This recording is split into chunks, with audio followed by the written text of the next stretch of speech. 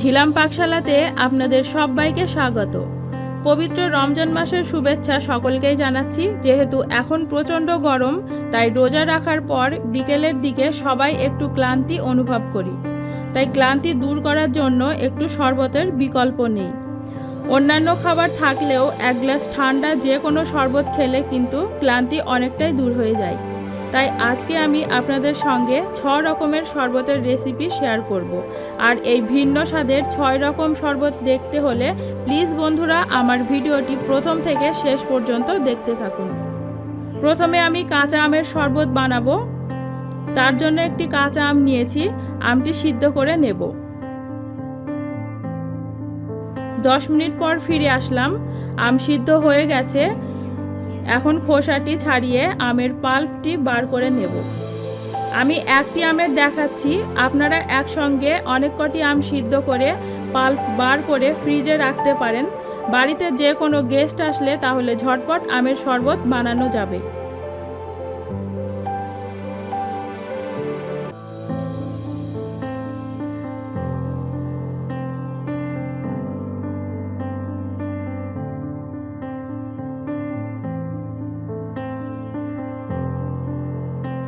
এখন একটি মিক্সিং গ্রাইন্ডারে 3 চামচ আমের পাল্প,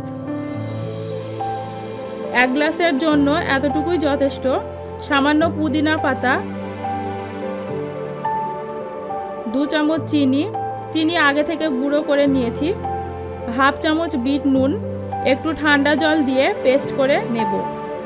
দেখুন বন্ধুরা, পেস্ট করা হয়ে গেছে। এখন সার্ভ করার জন্য একটি গ্লাসে 2 টুকরো বরফ, সামান্য জিরা পাউডার, আমের পেস্ট এবং ঠান্ডা জল দিয়ে দিচ্ছি। চামচ দিয়ে একটু মিশিয়ে নিলাম।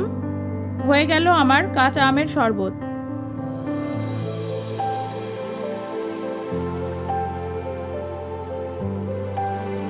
এবার 2 নম্বর শরবতটি দেখাচ্ছি। তরমুজের শরবত বানাবো। আগে থেকে একটু তরমুজ কেটে খোসা ছাড়িয়ে টুকরো টুকরো করে কেটে নিয়েছি আর বীজগুলো ফেলে দিয়েছি। একটি মিক্সিং গ্রাইন্ডারে কেটে রাখা তরমুজ, 1 চা চামচ চাট মশলা, 2 চা চামচ চিনি, 1/2 চা চামচ বিট লবণ দিয়ে পেস্ট করে নেব। পেস্ট হয়ে গেছে। সার্ভ করার জন্য একটি গ্লাসে 2 টুকরো বরফ দিচ্ছি এবং ছাকনা দিয়ে তরমুজের পেস্ট ছেঁকে নেব। যদি 2-1টা বীজ থাকে তাহলে সেটা এখন ছাকনাতে আটকে যাবে। হয়ে গেল আমার তরমুজের শরবত বা জুস। এবার 3 নম্বরটায় চলে আসলাম। এটা জলজিরা শরবত। আমি এই জলজিরাটি RCM কোম্পানির নিয়েছি। আপনারা বাজার থেকে যে কোনো ব্র্যান্ডের জলজিরা নিতে পারেন। একটা পাতিলেবু থেকে অর্ধেকটা কেটে নিচ্ছি। গ্লাসে ছাকনা রেখে লেবুর রসটা বার করে নেব। লেবু বেশি নেওয়ার দরকার নেই, অর্ধেকটাই যথেষ্ট। এর সঙ্গে 2 টুকরো বরফ, 1 চা চামচ চিনি, 1/2 চা চামচ বিট লবণ এবং 1 টেবিল চামচ জলজিরা পাউডার। এর সঙ্গে ঠান্ডা জল। চামচের সাহায্যে একটু নেড়ে নেব। হয়ে গেল আমার জলজিরা শরবত। এবার 4 নম্বর শরবতটি বানাবো।